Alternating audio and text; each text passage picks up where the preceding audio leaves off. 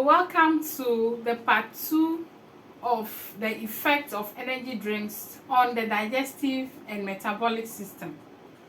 Okay, my name is Christiana Mausi, and I'm a public health practitioner. Now in this video, in the second part, I will talk about how diabetes could occur, or how energy drinks can cause diabetes when you continue taking them. Now, insulin, let's talk about insulin resistance first. Then we move on to the diabetes. So energy drinks, as we all know by now, contain a lot of caffeine and a high level of sugar, extremely high level. Energy drinks contain up to 21 teaspoons of sugar. Meanwhile, the recommended daily dose of added sugar is around 6 teaspoons, and we usually get this from the carbohydrates, other carbohydrates that we eat, kenke, fufu, akple, and others. So if you are taking a can, just a bottle of energy drink, and you are getting up to 21 teaspoons of sugar just per can, know that you are just on your way to getting diabetes. Okay, so energy drinks cause a condition known as insulin resistance, or it is also called impaired insulin sensitivity. Now let's look at what insulin is first, then we look at the insulin resistance. Insulin is actually a hormone, or let's say a chemical, that is produced by an organ and a gland in your abdomen. The organ is located in your abdomen. That's the pancreas. This is the pancreas, as you can see here. So that's the pancreas. It's here. Okay. So it's a hormone that is produced by the pancreas. And insulin is very essential for regulating your blood sugar levels. So it's a key hormone in regulating your blood sugar levels. Now, normally when you drink an energy drink or anything that contains carbohydrates or sugar, it is broken down and then to a simple form that your body can absorb, and that simple form is glucose. And when you take an energy drink, what happens is that insulin is released from the pancreas, and it helps the body cells in your muscles, your liver, etc., other parts of your body to begin to mop up the sugar. So it actually signals them to start taking the sugar out of your blood in order to use it to provide energy to your body. So it uses some to provide energy to you immediately, and then it also stores fat, and then the excess glucose is stored as fat by your liver. Now, insulin resistance is a situation where the cells in your muscles, your liver, and so forth do not respond well to insulin. Remember, as I mentioned earlier, that normally when you take in anything containing carbohydrate or sugar, when insulin is released, insulin will signal your cells that, hey, muscle, start mopping up the sugar from the blood and use it as energy. Then we save some.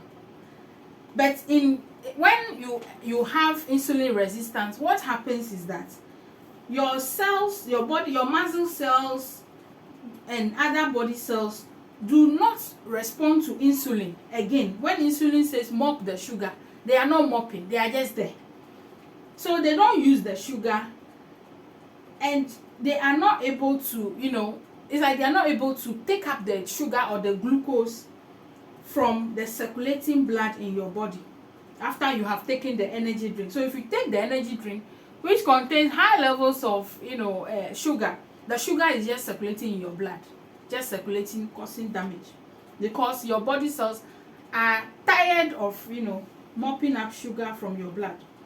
Now this can be caused, this insulin resistance can be caused by other factors, many factors, but I will just limit myself to the energy drinks. for now. So whenever you take energy drinks, there is this sudden increase in caffeine and sugar in your blood.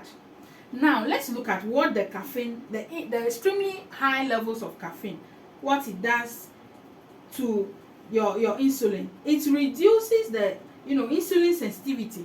So caffeine, the high level of caffeine you have consumed, is actually contributing to what? Your body cells not responding to the insulin. So this explains the sudden increase in your blood sugar level. And that is what deceives people, that they are getting energy. But this is just for a short period and then it crashes later. Okay. So the high levels of cortisol, I mentioned this hormone in the other videos. So if you've not watched the other video, cortisol is also known as a stress hormone. And whenever you take in caffeine, there is sudden increase of this hormone. This hormone is released into your body as following the intake of that caffeinated drink. And this hormone, puts your body in a state where you are in a stressful situation, or you are in danger. So it prepares you to manage whatever stress you are in. And I gave the snake example in the previous video. So when high levels of cortisol is released by your adrenal glands after caffeine enters your blood, that's through the energy drink, the cortisol increases blood sugar level. So the cortisol will be telling your liver to be breaking down more sugar, more glucose, pushing in more glucose. Meanwhile, already your blood sugar level is high, but for cortisol, that is one of its work. So it's just doing its work. So your blood sugar will just be shooting, because cortisol is supposed to increase your brain's ability to use or to take the sugar, the glucose, in order to keep you alert, so that you can handle the whatever stressful situation you find yourself. It also make sure your muscles are able to receive more blood and to be able to handle whatever stressful. So it's like when you take energy drink, you put your body in a state of flight or fright.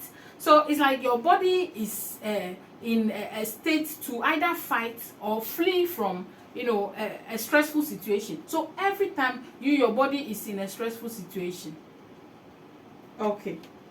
So when cortisol is also known to be a potent insulin antagonistic hormone. So it's like meaning cortisol prevents your body or your pancreas from releasing insulin. So even if you eat something containing sugar, your insulin level will not go up. Insulin will not be released to help your body cells to use the sugar. The sugar will just be circulating.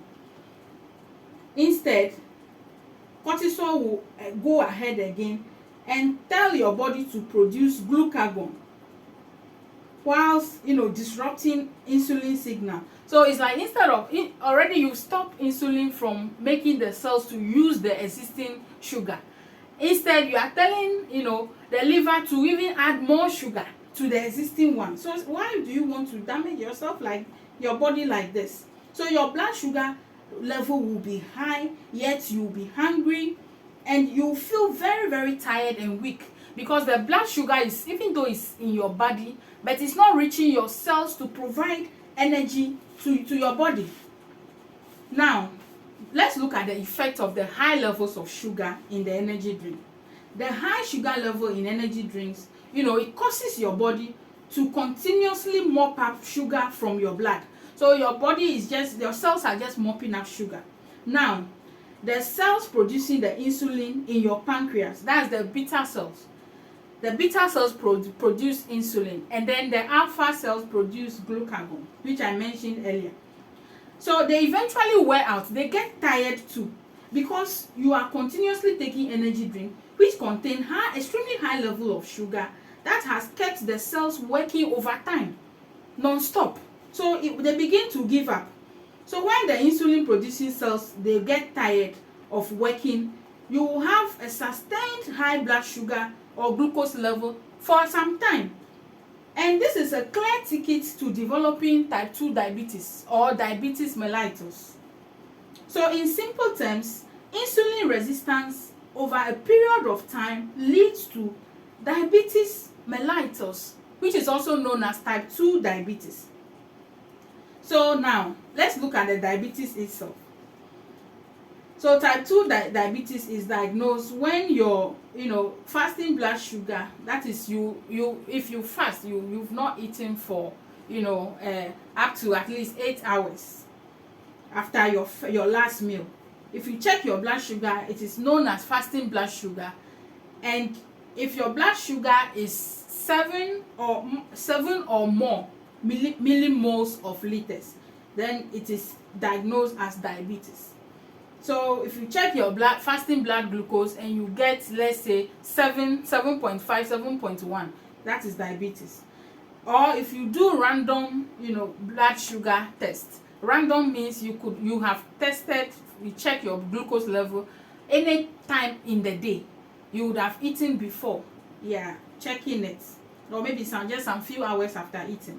So if this random blood glucose level is 11 millimoles per liter, 11 millimoles per liter or more, then that is also diagnosed as what? Diabetes. So there are several complications of diabetes. This include hypertension, kidney disease, kidney failure, blindness, delayed wound healing. Your wound will not be able to heal if you get a small cut.